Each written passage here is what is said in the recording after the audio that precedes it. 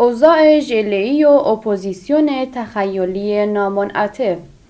خوب به یاد داریم و بیشک خیلی های دیگر نیز حتما فراموش نکردند و به یاد دارند که بعد از سقوط نظام پادشاهی از عامه مردم گرفته تا احزاب مطرح سیاسی و چهره های قدر بر این باور بودند که رژیم ماندگار نیست و دوام چندانی نمی آورد و لرزان و رفتنی است.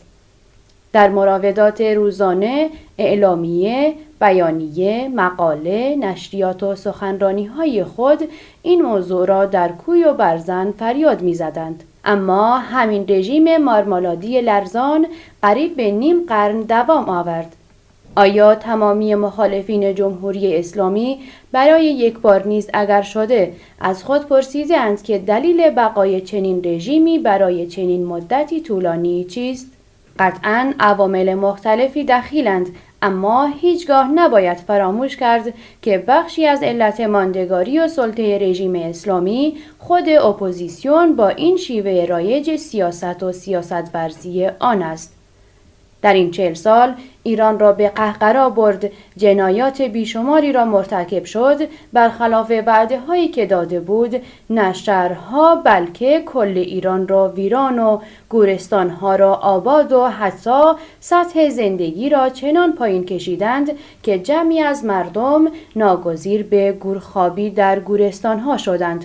با دنیا در افتادند، به ریش همه خندیدند و همه را به سخره گرفتند.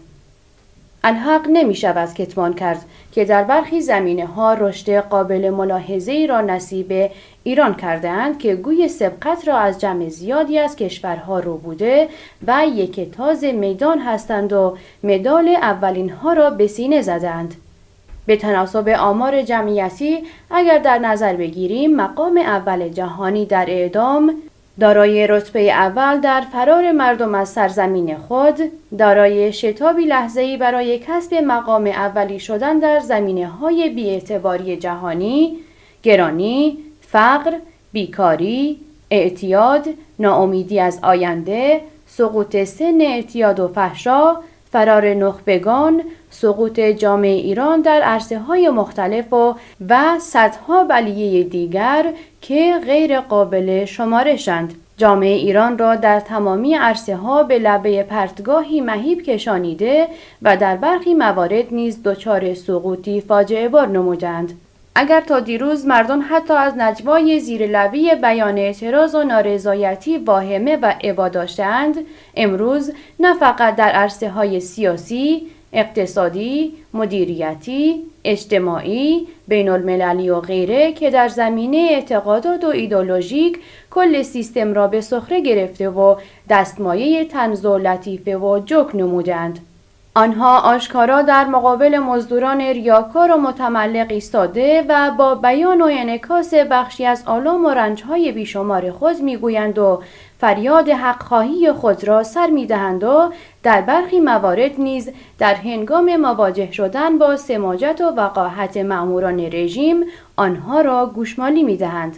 جامعه هوشیار شده و به میدان آمده است، اما ناپختگی و ناآمادگی اپوزیسیون در صورت تداوم روند حاکم بر آن می رود که بار دیگر فرصت سوزی کرده و مجدداً میدان را بدون هیچ مبارزه و مقاومتی به رقیب واگذار نماید. مردم در کوی برزن و شهر و روستا و خیابان و کوچه و محافل خانوادگی و ادارات و نهادهای حکومتی بی‌محابا و شجاعانه و با صدای رسا اعتراض و بیزاری خود را جار می‌زنند. در این میان اپوزیسیون چپ و راست و رادیکال و میانه‌رو و لیبرال و ملی و آنارشیست و غیره و ذالک در کجای این معادلات واقع شدند؟ آنها با محصور کردن خود در دنیای سکت و بسته ایدئولوژیک تک‌بعدی در زمان زندانی شده و در حاشیه مانده و فراموش شدند، یا با قرائتی دموده و کاسبکارانه به پادو و توجیهگر رژیم اسلامی مبدل گشتند و یا در طول زمان دچار فرسایش گشته و بر اثر همین فرسایش دچار ناامیدی و یأس شده و با این وصف نه حاضر به اعترافی صادقانه به شکست هستند و نه با دنیای تخیلی و نوستالژیک خود قادر به وداع می باشند. لذا با رویاوری به روی کردی خودفریبانه و تئوری تراشی دچار چند پارچگی و انشعابات و پس‌لرزه های آن شدند. برخی نیز از اینکه فضای ایران در صورت سقوط رژیم به گونه‌ای شود که سلطه آنان محدود گشته و خدشه‌ای به اقتدارگرایی آنان وارد شود، به مصداق آن پند راضی به مرگ خود و ضرر همسایه هستند.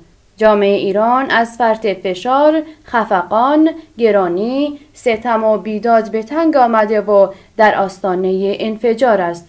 چنانچه سیکل باطل آزمون شده تداوم یابد، بدون شک سیل نفرت و بیزاری بنیانکن مردم به جان آمده تمامی سدها را در هم شکسته و مثیل خود را خواهد یافت. اما سوال اینجاست که آیا تضمینی هست که یک سیکل تاریخی دیگر مجدداً بر ریل سوار نشود؟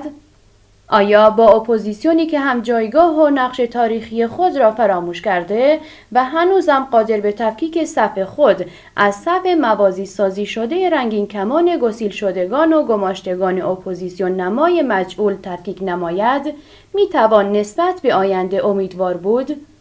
بستر مناسب فراهم است و یا باید با موج تحولات همراه گشت و یا گرفتار موجهای خروشان آن شد و در لابلایش به تاریخ پیوست.